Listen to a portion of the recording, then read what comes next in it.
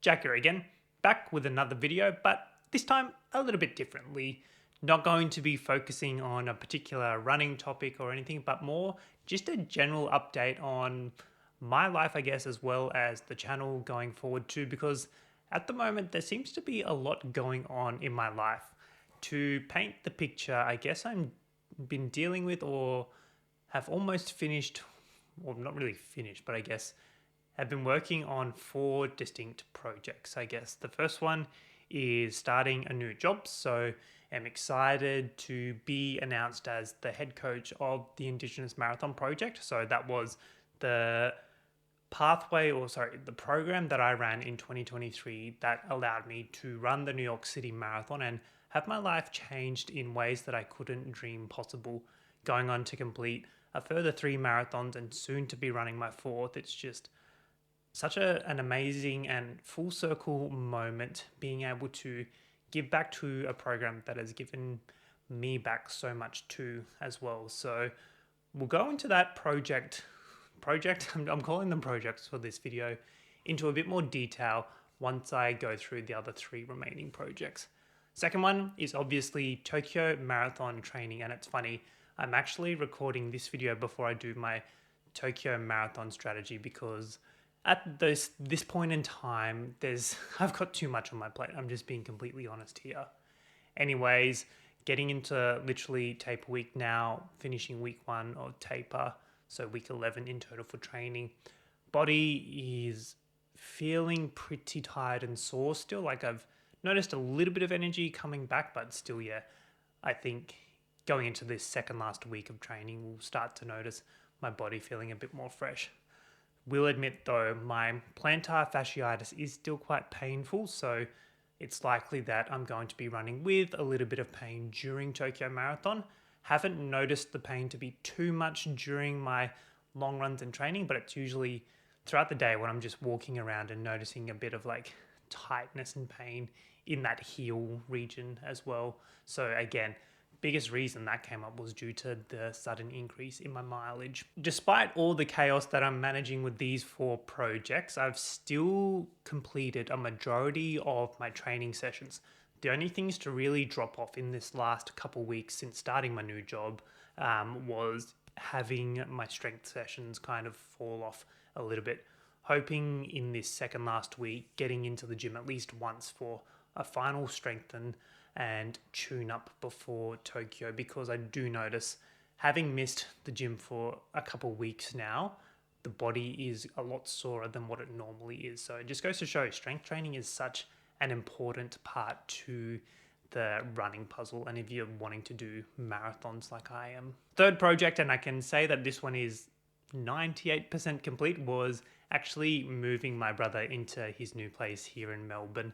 He moved down for a new job opportunity down interstate that I recommended him for, and then all of a sudden I'm now deciding to have to pack up and leave him for my new job, which is leading into my 4th project after this one. Obviously, as the first in my family to move out of home, I think he was reliant on me for a lot of advice, but also help in actually establishing, as not a support, I guess establishing himself in Melbourne too, by looking for a rental property for the first time in his life, and just yesterday actually helping him with buying the necessary parts to making his home feel like home, because without a car it was very hard for him to suddenly go and pick up a microwave from the store, which was like 4 kilometers away. 4th project is obviously starting my new job, but also deciding to move up to Canberra where the physical office is based too.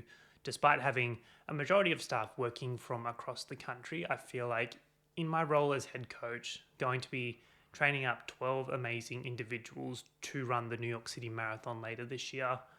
Just feel like I need that physical base with the Marathon Foundation and the staff there to really make things possible and to feel that sense of team and camaraderie that I really didn't get in my previous job. The move has been the biggest stressor due to the complexities of all of my other projects that I'm dealing with, particularly with my new job. It's currently the peak period where I'm out doing tryouts in my home state, but also flying up to Canberra to run more trials and even managing our run leaders and graduates of programs across the country, also doing tryouts, and then having to narrow down the selection to 12 individuals that I'll train up and go through the program all of this year. Simultaneously, having peak marathon training coming up, my brother moving down and making sure he had a place and a roof over his head, and then now adding in the move.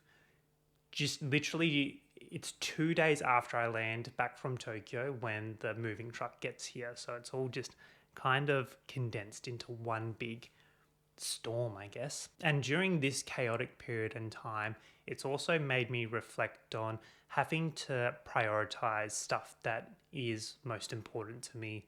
While doing one video per week for YouTube was obviously so important to me, at this stage I'm just juggling way too much to make it possible to. So even after completing the Tokyo Marathon, maybe I can't promise a time as to when I'll upload next, but it may just be a little bit longer considering I'll be moving that following weekend after running the marathon, but also then trying to set up the house and making sure I've got my YouTube studio in the house set up, ready to go to actually start recording again. Combined with a lot of travel that I will be doing as part of my job this year, things may just need to look a little bit different in 2025, but I'm so passionate about my video making and content creation, and I feel like I got glimpses of everything going really well and exciting, almost being able to monetize the channel. I know we're quite a while away from 1,000 subscribers, but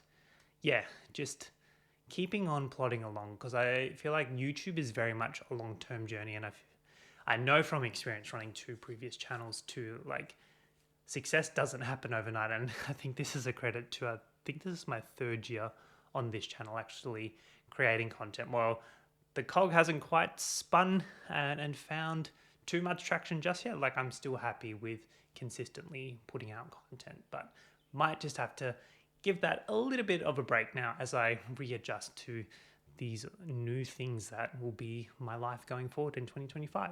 So that's pretty much all I have for today's video. Just an update to let you all know that my video uploads may be a little sporadic in this next little month or so as I get moved up and set up into a completely new place. I will flag that there may be a few hiccups with my upload schedule this year as well, because I will be traveling to various parts of the country to run these week-long educational workshops with the 12 squad members that I select to train up for the New York City Marathon. Though I do think it's an exciting opportunity having to train up 12 people from pretty much zero running experience to the New York City Marathon, I feel like my content may shift more towards the running coaching and supporting those who are very new to distance running as potential content in the future. So be sure to tune in and keep an eye out for that one. I hope you're going well over on your side of the screen, and thank you as always for tuning in to the Jack Runs channel to hear about all things happening with my life at the moment. And I'm also keen to hear how your 2025 is starting.